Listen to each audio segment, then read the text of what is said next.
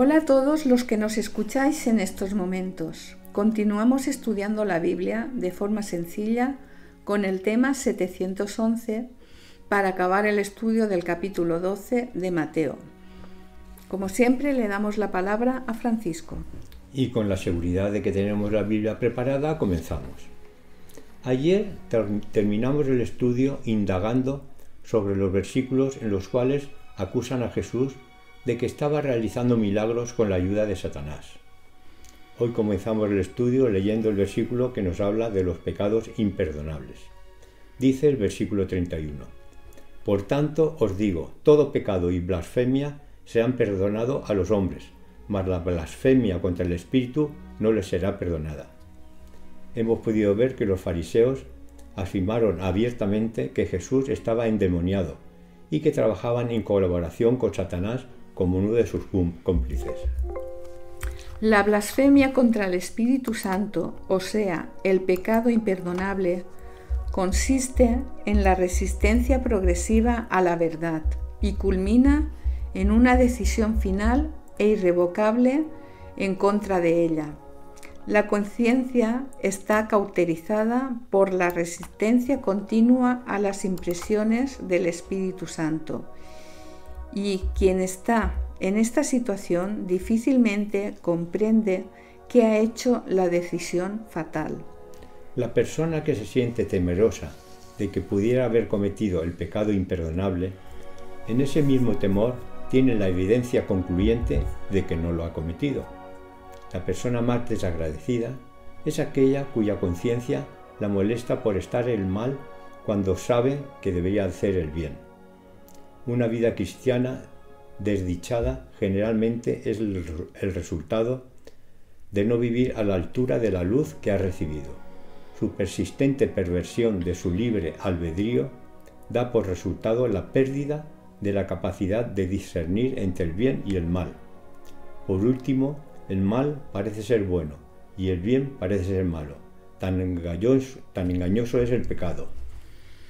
Bien, se ha dicho que la conciencia es el ojo de Dios en el alma del hombre. Corromper la conciencia, aún en el grado más pequeño, es arriesgarse a la muerte eterna. Este pecado no le será perdonado, no porque Dios no esté dispuesto a perdonar, sino porque el que ha cometido este pecado no tiene deseo de ser perdonado. Tal deseo es imprescindible para alcanzar el perdón. La persona que ha cometido el pecado imperdonable ha cortado la comunicación con el cielo a fin de no ser molestada más por las advertencias del Espíritu Santo. Continuando con la explicación del pecado imperdonable, voy a leer el versículo 32, que dice así. A cualquiera que dijere alguna palabra contra el Hijo del Hombre, le será perdonado, pero al que hable contra el Espíritu Santo, no le será perdonado, ni en este siglo ni en el venidero. Esto se puede comparar con la oración de Cristo, en la cual pidió a Dios perdonara a los soldados que lo habían clavado a la cruz. Muchos de los sacerdotes y dirigentes de la nación, junto con miles de otras personas, finalmente creyeron en él, y después del Pentecostés se pusieron de parte de los discípulos. Pudieron recibir el perdón porque antes no habían discernido plenamente el carácter divino de Jesús. El hecho de que no reconocieran a Jesús como el Mesías de la profecía, por causa de su entendimiento incorrecto de las profecías, no los hicieron insensibles a la verdad, y cuando vieron la verdad como es en Cristo Jesús, con valor se pusieron de parte de ella. Los versículos 33 hasta el 37 indican que Jesús recrimina a los que hablan palabras ociosas. Por esto, en el versículo 34 les dice: «Generación de víboras, ¿cómo podéis hablar lo bueno siendo malos? Porque de la abundancia del corazón habla la boca». En el versículo 37 les advierte del resultado que conlleva el hablar malas palabras. Dice así este versículo: porque por tus palabras serás justificado y por tus palabras serás condenado. Los fariseos, al acusar a Cristo de echar demonios con la ayuda del príncipe de los demonios, estaban afirmando algo que sabían que no era cierto, y eso era muy grave. Los fariseos le piden a Jesús que les dé alguna prueba de su divinidad, según consta en el versículo 38. Pero en los versículos 39, 40 y 41, Jesús les recuerda el milagro que ocurrió con Jonás, al que se le tragó un pez y el Señor lo sacó a los 3 días, comparando lo que le ocurriría a Jesús en su resurrección. Y luego marchó a Nínive y ésta, aunque temporalmente, se arrepintió.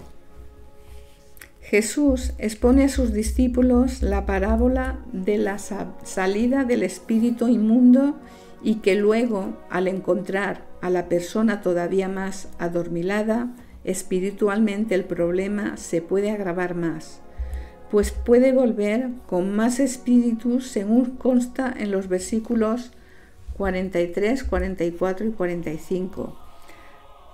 El cristianismo no es una religión negativa compuesta de diversas prohibiciones, es una fuerza positiva y constructiva para el bien. No basta odiar el mal, debemos amar y atesorar ardientemente lo que es bueno.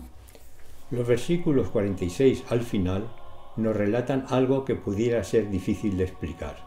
Dice el versículo 47: y les dijo uno: he aquí tu madre y tus hermanos están afuera y te quieren hablar. Es posible que estos hermanos fueran hijos de José y no de María.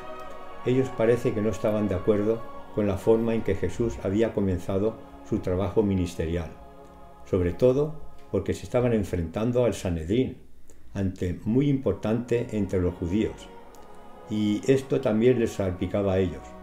Por esto, y pensando que Jesús no les haría caso, pedirían a María que hablasen con él. Si tenemos en cuenta lo comentado, no es tan extraña la contestación de Jesús, el cual tenía muy clara la misión que tenía que llevar a cabo y no permitiría que nadie le desviara de ella. Dice el versículo 49: y extendió su mano hacia sus discípulos y dijo: he aquí mi madre y mis hermanos. Realmente para Jesús, sus discípulos habían pasado a formar parte de su familia espiritual. Y sigue diciendo en el último versículo: porque todo aquel que hace la voluntad de mi Padre que está en los cielos, ese es mi hermano, y hermana y madre. Hemos de tener en cuenta que Jesús le tenía a su madre un cariño especial, pues fue ella la que le enseñó las Escrituras. Pero esta contestación iba más bien dirigida a sus hermanastros, que por cierto algunos de ellos, una vez que comprendieron la misión de Jesús, formaron parte de sus discípulos. Dejamos el estudio por hoy, pero mañana continuamos estudiando con el tema 712. Bendiciones y hasta mañana.